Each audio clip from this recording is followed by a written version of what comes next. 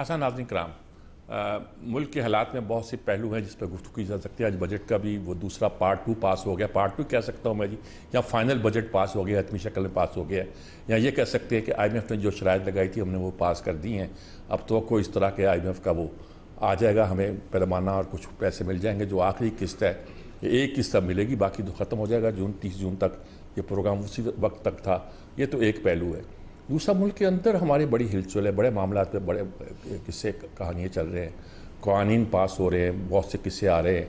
और अदलिया का एक अजीब किस्सा है, वो बेंच बैठा हुआ है, सीनियर मोस्ट जज ने कहा ये बेंच ही नहीं है, कानून के मुताबिक नहीं है, आइन के मुताबिक नहीं है। और चूँकि आ चुका है एक कानून और उसके बारे में फ़ैसला नहीं आया, काजी फाइज हुसैन साहब ने उस पर एक बिल्कुल ऐसी सूरत हाल पैदा कर दी है कि वो कहते हैं ये बेंच ही नहीं है और मैं इस पर उठ रहा हूँ। वो उठ गए और वो अड़े हुए हैं हमारे चीफ जस्टिस साहब कि मुझे कुछ ना कुछ करना है। और छुट्टियाँ हो रही हैं और उसके बाद उनका टेन्योर भी ख़त्म हो रहा है। वो उससे पहले अगर कुछ करना चाहते हैं तो इसका अजीबोगरीब सूरत हाल होगी। अब लोग ये पूछते हैं इलेक्शन होंगे, मईशत का क्या बनेगा, इलेक्शन होंगे तो कब होंगे, अभी होंगे। अब बड़े धीमे लफ्ज़ों में ये कहा जाए इलेक्शन तो होंगे हर सूरत में, कब होंगे तो अब अच्छा हो सकता है कुछ देर से हो जाए लेकिन होंगे ज़रूर। ये सारी ऐसी सूरत हाल है जिस पर हम तजिया कर सकते हैं। हमारे साथ यहाँ स्टूडियो में डॉक्टर आसम अल्लाह बख्श साहब मौजूद हैं। इनको हमेशा मैं तारफ़ कराया करता हूँ कि बहुत बैलेंस तजिया करते हैं ये और मामलात को समझते हैं। डिटैच्ड इसलिए होते हैं कि ये कोई प्रोफेशनल जर्नलिस्ट नहीं है। ब्रिगेडियर फ़ारूक हमीद साहब हैं, वो हमारे साथ मौजूद हैं। उनकी बातें तो आप सुनते रहते हैं। 9 मई के बाद हम उनको बहुत छेड़ते रहते हैं लेकिन वो बहुत उसी तरह से अपना तवाज़न कायम रखे हुए हैं जिस तरह बहुत से कम लोग रख पाते हैं। सना मिर्ज़ा साहबा हैं, तारफ़ की ज़रूरत नहीं है, हमारी बहुत सीनियर तजिया नगार है, वो भी हमारे साथ होंगी। मैं उनसे शुरू करता हूँ। सना मिर्ज़ा साहब, पहले मुझे आप ही बताइएगा कि ये आप इस्लामाबाद में हैं, ये सारी जो कहानियाँ चल रही हैं, बजट भी खैर अपनी जगह है, वो भी चल रहा है, ये अदालतों में क्या हो रहा है? क्योंकि सबसे बड़ा क्राइसिस तो हमारा अदालतों में पेश हुआ आजकल। मीर साहब, ऐसा सवाल आपने किया है कि मैं कहूँगी प्रोग्राम ही आपका ना बंद हो जाए। इसलिए मेरा ख्याल है कि हम बहुत सी चीज़ों को वो ज़रा आप एहतियात आप भी कर लीजिएगा, मैं तो करता ही हूँ। बिल्कुल बिल्कुल, आप सही कह रहे हैं। देखिए, क्योंकि इस्लामाबाद में छुट्टियों का मौसम है, बल्कि मेरा ख्याल है पूरे पाकिस्तान में ही छुट्टियों का मौसम है, लेकिन बहुत सी चीज़ें ऐसी हैं जो कि अदलिया के तर्ज अमल से महसूस नहीं हो पा रही हैं। ख़ास तौर पर जो इस वक्त सुप्रीम कोर्ट जिस बेंच का आपने हवाला दिया कि पहले 9 रुकनी बना और फिर वो टूटा और फिर 7 रुकनी बना, मेरा ख्याल ये है कि बड़ा इंपॉर्टेंट केस होगा उस सूरत में कि चीफ जस्टिस साहब के ऊपर इस वक्त मुख्तलिफ किस्म के दबाव हैं। एक दबाव उनके ऊपर इस वक्त की मौजूदा हुकूमत और जाहिर सी बात है एस्टेब्लिशमेंट की तरफ से अनदेखा दबाव होगा कि आपका बड़ा मुख्तसर अरसा रह गया है। बेहतर यह है कि इस मुख्तसर से अरसे को आप पुरम तरीके से गुजार कर चले जाएं ताकि तारीख में आपका नाम अच्छे लफ्जों से याद किया जाए।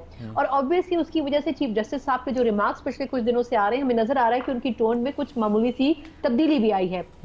लेकिन जिस तरीके से इन दरखास्तों से पहले एहतजाज एहसन साहब और खोसा साहब ने मुलाकात की थी चैम्बर में, उस चीज ने बहुत सी चहमगोइयों को हवा दी। अब दूसरी चीज ये है कि सब जानते हैं कि चीफ जस्टिस साहब और कुछ जजेस जो हैं उनका एक सॉफ्ट कॉर्नर मौजूद है के लिए। तो लोगों की इस्लामाबाद में कुछ की ये राय है और ये बात सरगोशी में भी की जा रही है कि शायद चीफ जस्टिस साहब कोई बीच का रास्ता जरूर निकालना चाहेंगे। कम से कम अगर इस केस को मंतकी अंजाम तक नहीं पहुंचाएंगे तो कम से कम इसको स्टे ऑर्डर की नजर करके छोड़कर चले जाएंगे अगले चीफ जस्टिस के लिए। फिर इसमें एक और अहम नुक्ता भी है जो मैं क्विकली कह दूं कि देखिए, फाइज ईसा साहब को बेंच में शामिल करना, इस पे बहुत से सुलझे हुए लोग डिबेट कर रहे हैं कि आया उनको क्यों शामिल किया गया और इससे पहले महीनों से वो अपने चैम्बर तक क्यों महदूद थे। तो मेरा ख्याल ये है कि एक बहुत अच्छे और बड़े प्लान तरीके से ये एफर्ट किया गया कि इस मसले को भी हल किया जाए और फाइज ईसा साहब को भी थोड़ा सा कंट्रोवर्शियल बनाने की कोशिश की जाए, या जो उनका परसेप्शन है खास तौर पर इंसानी हुकूक के हवाले से। सब जानते हैं कि फाइज ईसा साहब का क्या टेक होगा या जस्टिस अतहरुल्लाह साहब जो है उनका क्या टेक होगा, तो उनको इंटेंशनली भी उस बेंच का हिस्सा बनाया गया था। लेकिन फाइज ईसा साहब ने टेक्निकली बहुत अच्छा हैंडल किया, अपना पॉइंट ऑफ व्यू सामने रखा और ये नहीं कहा कि वो बेंच को तोड़ना चाहते हैं, लेकिन उन्होंने कहा मैं इस बेंच में बैठूंगा भी नहीं। तो मेरा ख्याल ये है कि आने वाले चंद हफ्ते जो है वो बहुत अहम होंगे। छुट्टियां जरूर होंगी लेकिन अदलिया के हवाले से कुछ ना कुछ डेवलपमेंट जरूर होगी इस केस में, चाहे इसको लिंगर ऑन किया जाए या हैंगिंग पोजीशन में छोड़ दिया जाए, लेकिन किसी ना किसी कॉर्नर पर जरूर किया जाएगा। अच्छा, ये बात आपकी ठीक है। ये आज बजट हमारा जो मैं जिसे कहता हूँ फाइनल फेज का बजट या बजट पार्ट 2 या कुछ कह लीजिए इसे, या IMF के بعد آخری بجٹ پاس ہو گئے، کیا اب لگتا ہے کچھ معیشت سنبھل رہی ہے ہماری؟ آپ اس میں بہت آپ کی رائے رہی ہے معیشت سے، ہماری بجٹ اور معیشت کے بارے میں کیا کہیں گے آپ؟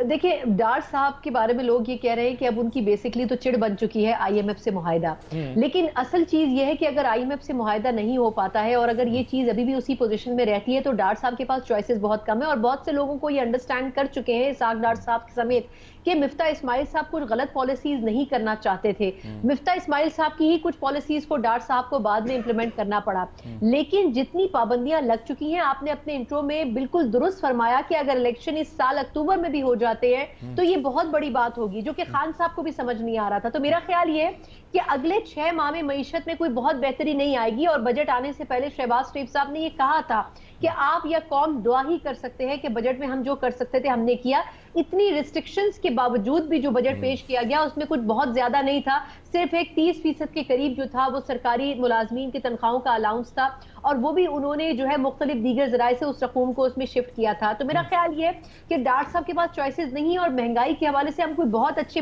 6 ماہ نہیں دیکھ رہے ہیں، اگر 6 ماہ سے زیادہ ایکسٹینڈ کرتے ہیں ہم الیکشن کو آگے لے کے جاتے ہیں تو پھر شاید اس سے اگلے 6 ماہ میں کچھ بہتری کی امید کی جا سکتی ہے۔ ٹھیک بات ہے۔ یہ جب بجٹ ڈاکٹر صاحب آیا تھا اس کے بارے کہا جاتا تھا کہ یہ الیکشن بجٹ ہے، لیکن جو اب اس کی شکل بنی ہے کہ آپ ہم جیسے لوگوں پر بھی 2.5% ہمیں وہ عمرہ میں شمار کر لیا گیا، 2.5% ٹیکس مزید لگا دیا گیا، یعنی کہ 2 لاکھ جس کی ماہانہ آمدنی ہے کہ وہ ایسا عمرہ میں شمار نہیں ہے کہ اس پر کوئی سپر ٹیکس امپوز کر دیا جائے۔ اب یہ جو صورتحال پیدا ہوئی یہ تو الیکشن بجٹ نہیں لگتا، اور ایسی صورت میں آپ کو کیا لگتا ہے کہ ہماری معیشت کہاں کھڑی ہے، اور یہ جو عدلیہ کا معاملہ ہے اس کو آپ کس نظر سے دیکھتے ہیں؟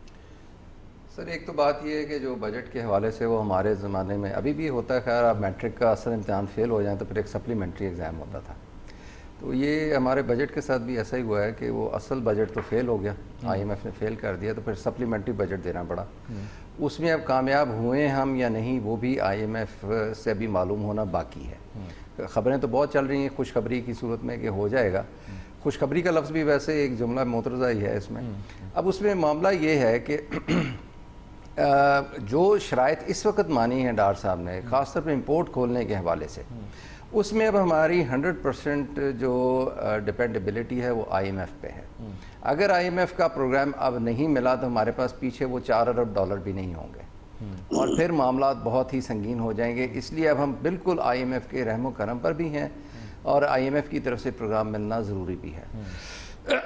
لیکن اس بجٹ میں جس طرح ٹیکسز میں اضافہ کیا گیا ہے اس میں پھر وہی فارمولہ ہے کہ جو ٹیکس دے رہا ہے اس سے مزید ٹیکس لے لو، تو اس فارمولے پہ اب مزید کام چل نہیں سکتا۔ اس کی وجہ ہے کہ لوگوں میں ایک جس طرح چیریٹی کی فٹیگ ہوتی ہے، اب ٹیکس کی بھی فٹیگ آ گئی ہے۔ اب لوگ آہستہ آہستہ اس حد تک آ گئے ہیں کہ اب وہ ٹیکس دینے کی صلاحیت ہی نہیں رکھتے۔ جب تک آپ ڈائریکٹ ٹیکسیشن کے لیے یہ بیس کو براڈن نہیں کریں گے، وہ جو سیکٹرز ہیں جن پہ ٹیکسیشن کرتے ہوئے ہاتھ کامتے ہیں، جیسے آپ ایگریکلچر ہے یا آپ کے ریئل اسٹیٹ ہے، ان پر جب تک آپ نہیں آئیں گے، ایکویٹیبل ٹیکس بیس نہیں ہوگا اور ایکویٹیبل ریٹ نہیں ہوگا۔ آپ بجلی کا ریٹ بڑھاتے جائیں گے، کنڈوں کی تعداد بڑھتی جائے گی، بل نہیں مطلب محصولات نہیں بڑھیں گے۔ جب تک ہم یہ سوچ نہیں رکھیں گے تب تک کام نہیں چلے گا، لیکن ہم معاملات کو اتنی آخری دم تک لے آتے ہیں کہ پھر وہ کیے بغیر وہ جو چارہ نہیں رہتا، لیکن شاید اس کا پھر وہ فوائد بھی حاصل نہیں ہو سکتے۔ ٹھیک بات۔ جہاں تک عدالت کی بات ہے، ہمارے ہاں پرابلم اس وقت یہ ہے کہ سب جو ادارے ہیں وہ کہیں نہ کہیں ایک عدم تابناک ماضی رکھتے ہیں، اور اس ماضی کی وجہ سے اب وہ اپنے آپ کو ونڈیکیٹ کرنے کے لیے چاہتے ہیں کہ شارٹ کٹ میں کام ہو جائے۔ شارٹ کٹ میں کام ہونا ممکن نہیں ہے۔ جہاں پہ اتنا بڑا معاملہ ہے اس کو آرام سے تدبر سے حل کرنا ضروری ہے، اور اس میں ذاتی پسند ناپسند اگر کہیں در آئے گی، خاص طور پہ عدلیہ جیسے ادارے میں، تو پھر مسائل اور بڑھ جائیں گے۔ اور اس وقت عدالت کو یہ جو سب سے کم نفری پر مبنی ایک ادارہ ہے، یعنی 17 لوگ ہونے چاہیے، یہ جتنے بھی ہیں اس وقت، اگر ان میں ایک جو ہے اتفاق رائے نہیں ہے मामलात के मुतालिक तो अब बाकी इदारों का तो फिर हाल आपके सामने है। तो इस वजह से ये कि इनको एक इत्तेफाक राय रखना चाहिए, ये एक दूसरे के ख़िलाफ़ जो आपको लग रहा होता है कि शतरंज की चालें चली जा रही हैं वो नहीं चलनी चाहिए। मुल्क को डायरेक्शन अगर दिखानी है, अगर इंसाफ का एक कोई मायार कायम करना है, यादें छोड़नी है, दास्तानें नहीं छोड़नी, तो फिर कुछ सीरियस ऑब्जेक्टिव कुछ करना पड़ेगा। ठीक बात है जी ब्रिगेडियर साहब, आपने दोनों बातें सुनी, अदलिया के हवाले से भी ये जो खास आपका मौजू होना चाहिए ख़ास तौर पर इन दिनों में, और दूसरा ये आपने हमारी जो मईशत का हाल है बजट के हवाले से हम कर रहे हैं बात, क्या कहेंगे आप? बिस्मिल्लाह, बहुत शुक्रिया अपना मीर साहब सर। पहली बात तो ये है कि जब से सुप्रीम कोर्ट के वो जो फैसले थे 14 मई के इलेक्शन पंजाब और उस हवाले से जब वो इम्प्लीमेंट नहीं हुआ, और उसके बाद जितनी महाजराई हमने देखी है, जिस तरह मैं समझता हूँ सुप्रीम कोर्ट भी डिस्टेबलाइज हुआ, और फिर ये अभी भी इम्प्रेशन दिया जा रहा है कि जो भी सुप्रीम कोर्ट का कोई फैसला आता है तो उसको इम्प्लीमेंट नहीं किया जाएगा, वर्ड्स टू दैट इफेक्ट। तो ऑनेस्टली स्पीकिंग इस वक्त सुप्रीम कोर्ट में अगर कोई केस चल भी रहा है तो मेरा ज़ाती तौर पे I am not taking any interest, क्योंकि मेरा वो इंटरेस्ट खत्म हो गया कि जब तक अब चेंज नहीं आएगा, सितंबर में नए चीफ जस्टिस साहब आएंगे तो फिर हम देखेंगे कि क्या सुप्रीम कोर्ट क्या अपनी वापस वो स्टेबलाइज हालात जो उनके नॉर्मल हालात थे, जिसमें people used to look up to the chief justice the supreme court for real true justice, अपने मसाइल का हल, अच्छी कॉन्स्टिट्यूशनल पिटीशन वगैरह वगैरह, सियासत से बिल्कुल बालातर,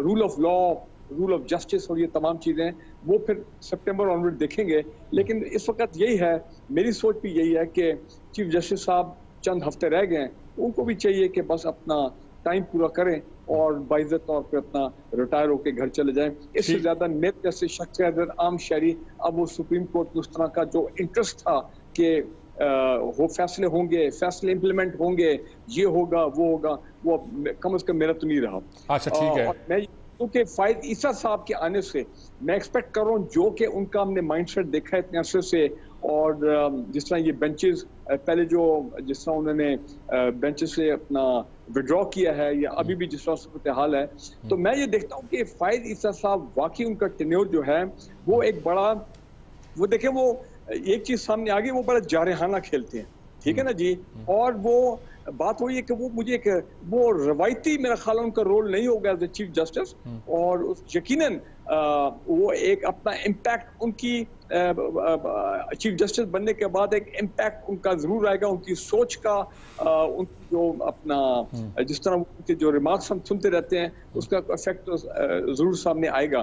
तो मैं देख रहा हूँ कि उनका tenure is going to be very very exciting, it will be very very interesting, बल्कि मैं एक लफ्ज इस्तेमाल करता हूँ फायरवर्क्स, ठीक है ना जी।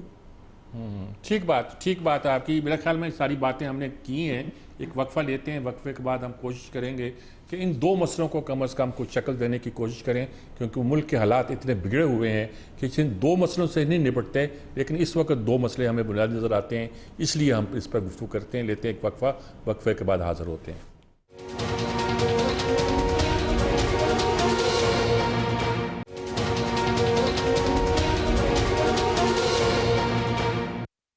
जी नाज़रीन कराम, हम मसला तो यही है कि मसले तो यही है जहाँ हम खड़े हैं वहीं खड़े हैं, लेकिन सनाब साहब आप क्या जाते हुए हमें किस तरफ देख रही हैं? आपको क्या लगता है? मुझे तो इलेक्शन नज़र नहीं आते, मईशत कम अज़ कम 1 या 2 साल में संभलती नज़र नहीं आती, और अदालती निज़ाम जो है वो ये कहते हैं सितंबर से पहले कोई इसकी शक्ल बनती नज़र नहीं आती। तो क्या क्या हमें कुछ तवक्को है, कुछ होप है?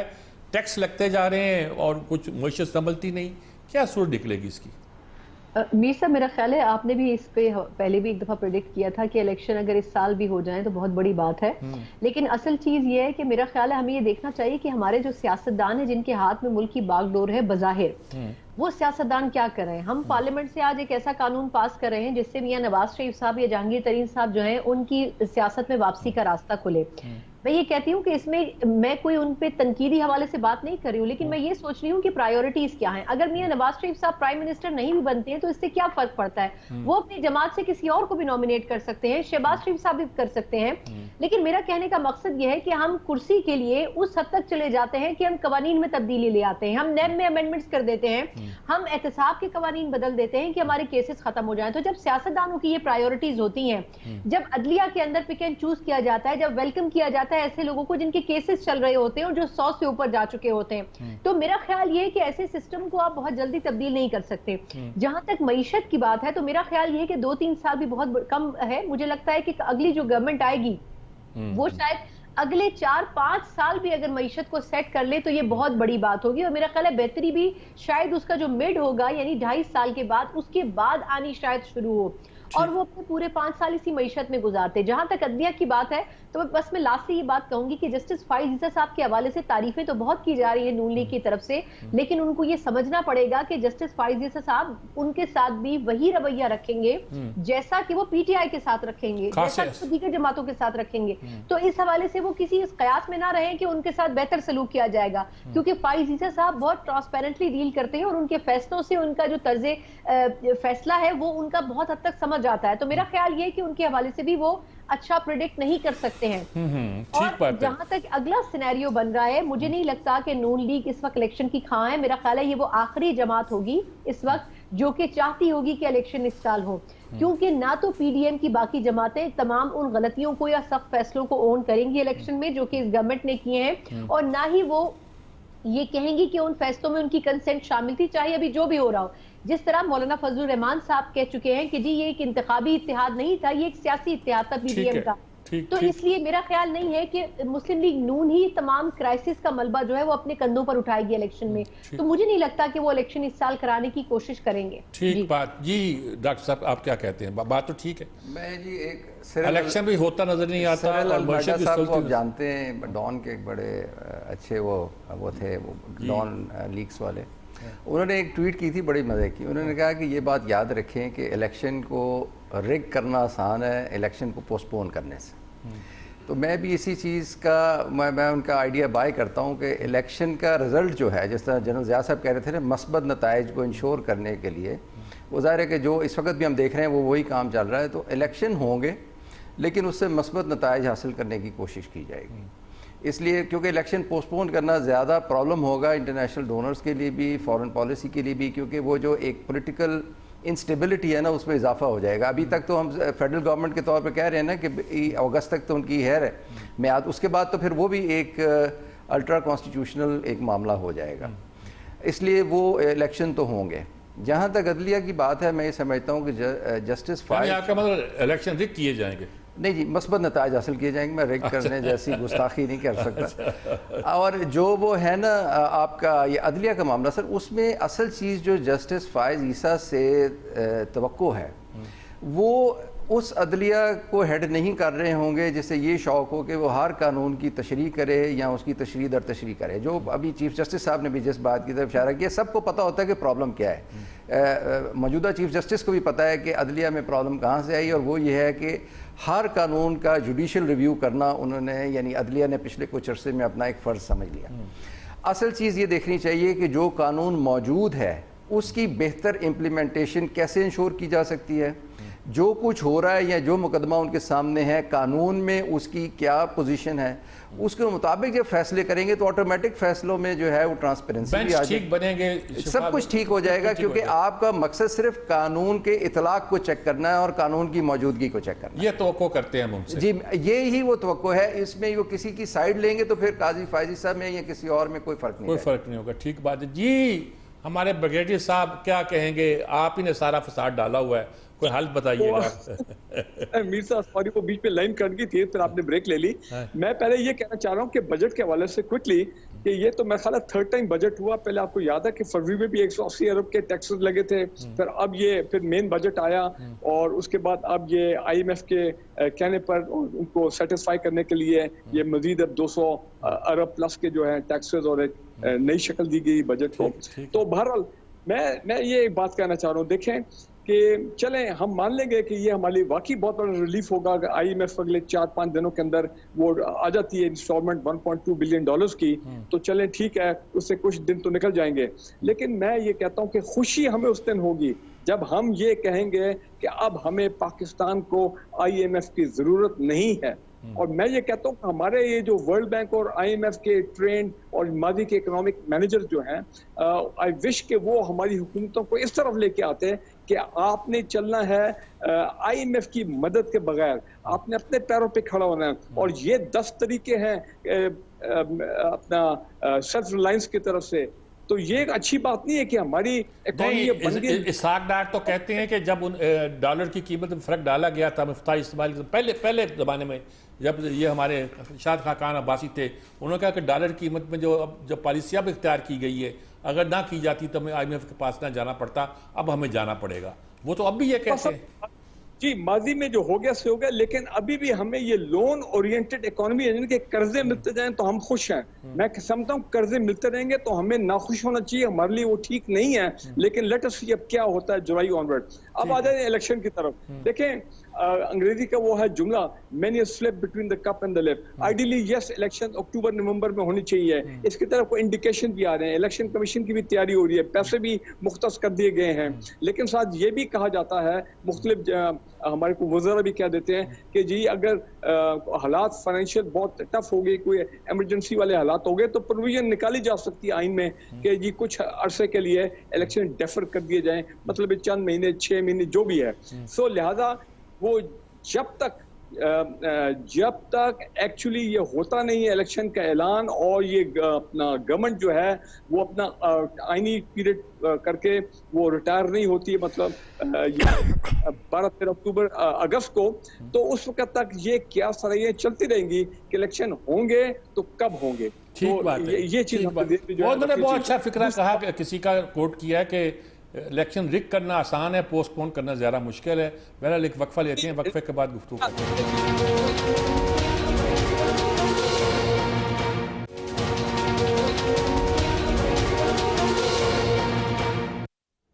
یہ ناظرین کرام، مسئلہ وہی ہے جو ساری چیزیں 2-4 چیزوں کے گرد گھومتی ہیں، معیشت کے گرد، الیکشن کے گرد، بدریہ کے گرد، اور جو اس ملک کے حالات ہیں. اب 9 مئی کا ہم ذکر نہیں کر رہے، جان بوجھ کے نہیں ذکر کر رہے. انڈرسٹوڈ جتنے معاملات پیدا ہوئے ہیں اب اسی کی اینک سے دیکھا جا رہا ہے. جی اسلام مرزا صاحب، آپ کو رستہ نظر کیا آتا ہے؟ کیا یعنی کہ الیکشن بھی اگر ہو جائیں تو بھی مسئلے کا حل نہیں ہے، نہ ہو تو بھی مسئلے کا حل نہیں ہے، اور معیشت تو آپ بھی کہہ رہی ہیں کہ 5-4 سال سے تک سنبھلنی نہیں ہے، اور عدلیہ کا جو حال ہے وہ سب لوگ متفق نظر آتے ہیں کہ ستمبر کے بعد دیکھیں گے کیا صورت بنتی ہے، اور جو اس سے خوش ہیں وہ زیادہ خوش نہ ہو. کیا پھر نظر کیا آتا ہے آپ کو، کیا ہوتا دکھائی دیتا ہے؟ دیکھیں میر صاحب، جو ایکچولی جو پکٹوریل سطح پہ اگر دیکھیں نا تو چیزیں بہتر ہو سکتی ہیں. دیکھیں جو موجودہ آرمی چیف ہیں یا جو اسٹیبلشمنٹ ہے، یہ پہلے ہی یہ کہہ چکے ہیں کہ یہ کنٹروورشل نہیں ہونا چاہتے، یہ نیوٹرل رہنا چاہتے ہیں، جو کہ قمر باجوہ صاحب کے دور میں ہی آخر میں اناؤنس کر دیا گیا تھا. تو میرا خیال ہے کہ ایک موقع بہتر ضرور ہے کہ بظاہر اگر کوئی ادارہ نیوٹرل ہے جس کی سب سے زیادہ انٹرفیرنس رہی ہے، تو میرا خیال یہ ہے کہ اس موقع سے سیاسی جماعتوں کو فائدہ بھی اٹھانا چاہیے. پھر میرا خیال ہے یہ بہت عرصے بعد ہوا ہے کہ ایک جماعت کو چھوڑ کے جو میجورٹی جماعتیں ہیں وہ ہمیں ایک چھتری کے نیچے نظر آتی ہیں، اور میثاق جمہوریت کے اوپر چاہے پاکستان پیپلز پارٹی ہو، چاہے ANP ہو، چاہے MQM ہو، چاہے مسلم لیگ نون ہو یا کاف ہو، میرا خیال یہ تمام کی تمام جماعتیں اس پوائنٹ پر یکسو ہوں گی کہ ہمیں معیشت کے حوالے سے اپنے جو اختلافات ہیں ان کو قطع نظر رکھ کر فیصلے کرنے چاہیے. مجھے ظاہری طور پر یہ لگتا ہے کہ شہباز شریف صاحب کو یقیناً ان کے مشورہ دینے والوں کو یہ کہنا چاہیے کہ آپ اپنی گورنمنٹ کے ختم ہونے سے پہلے میثاق جمہوریت کے حوالے سے کچھ نہ کچھ کام کریں، اور ایسا ایک چارٹر آپ بنائیں جس کے اوپر اگلے 5 سال 10 سال میں کام ہو سکے. جب چائنا 20 سال 50 سال کی پلاننگ کر سکتا ہے، انڈیا اگلے 10 سال کی پلاننگ کر سکتا ہے، تو پھر ہم کیوں نہیں کر سکتے؟ تو میرا خیال ہے کہ ایک اچھے ایڈمنسٹریٹر ہیں اور ان کی اس کوالٹی سے فائدہ اٹھانا چاہیے، اور ان کو اکٹھے بیٹھ کے کچھ چیزوں کے اوپر جو ڈاؤن کرنا چاہیے. اس کے بعد اگر الیکشن آتے بھی ہیں تو میرا خیال یہ ہے کہ اس میں کوئی برائی نہیں ہے. اگر اس مرتبہ نون لیگ ہار بھی جاتی ہے تو یہ کوئی آخری الیکشن نہیں ہوگا.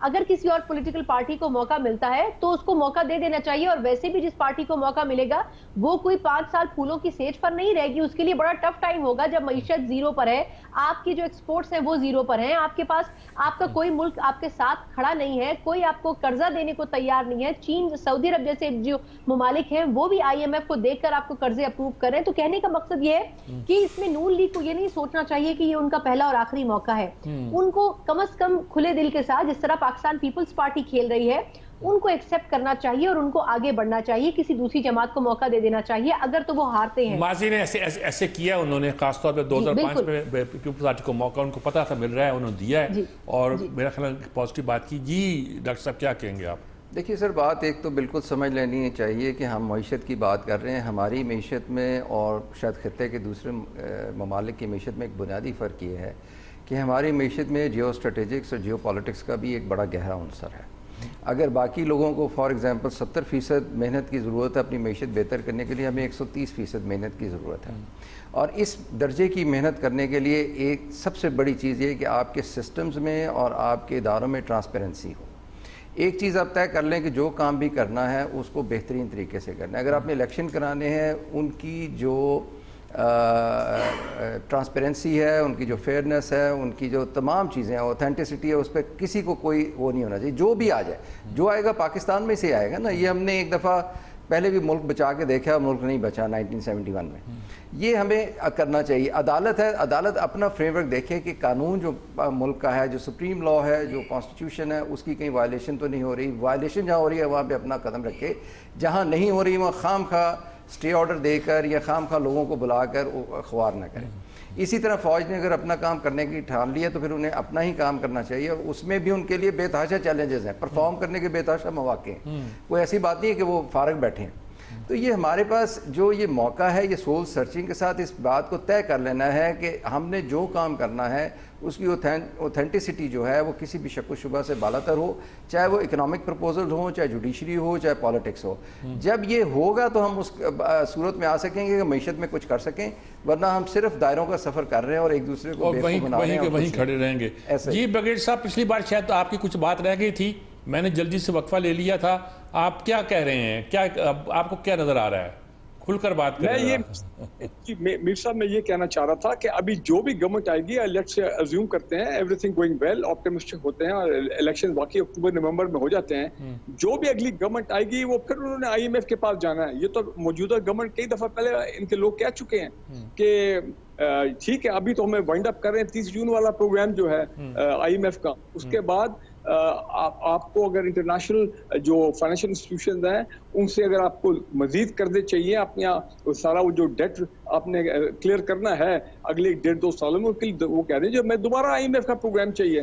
تو اب آپ امیجن کریں کہ IMF کا دوبارہ پروگرام اگر آتا ہے جس کو اب ہم ڈینائی نہیں کر سکتے ہیں, تو آپ مجھے اوائڈ نہیں کر سکتے ہیں, تو کیا ہوگا کہ پھر اسی طرح کے بجٹ بنیں گے جس میں اپنے لوگوں کو, جس طرح IMF کا بھی ہمارے پہ اتنا پریشر رہا ہے. میں اب کہنا یہ چاہ رہا ہوں, دیکھیں الیکشنز ہوں نہ ہوں یہ, لیکن ایک کام ہمیں کرنا چاہیے جو بھی حکومت ہو, اور وہ یہ ہے کہ خدارہ پاکستان کے عوام جو ہیں ہم کو پرسکون دیکھنا چاہتے ہیں.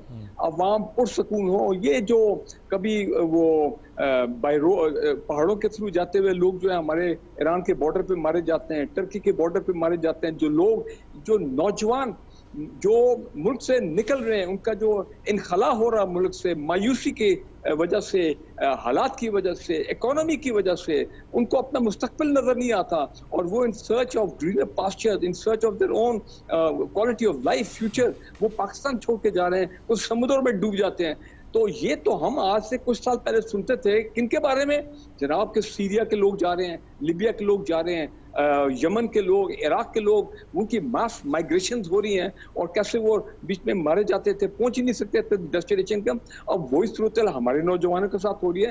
تو خدارہ دی ٹاپ موسٹ لیڈرشپ یہ بیٹھیں اور سوچیں کہ ہم نے کیسے لوگوں کو مایوسی سے نکالنا ہے. ٹھیک ہے, اصل مقصد تو یہ ہے کہ قوم کو مایوسی سے نکالنا ہے, اور ہر ادارے نے مایوس کیا ہے. ہماری پارلیمنٹ نے بھی, ہماری عدلیہ نے بھی, ہمارے دوسرے اداروں نے بھی, جس نے بیوروکریسی نے بھی, کس نے ہمیں مایوس نہیں کیا. قوم کو اس مایوسی سے نکالنا ہے. اس قوم میں بہت پوٹینشل موجود ہیں. اگر یہ قوم کے نوجوان طے کر لیں کہ انہیں یہیں رہ کر اس ملک کے مقدر کو بدلنا ہے, تو یقیناً اس ملک کا مقدر بدلا جا سکتا ہے. خدا کرے کہ ہماری یہ خواہش پوری ہو. اسی کے ساتھ اجازت چاہتا ہوں. اللہ حافظ.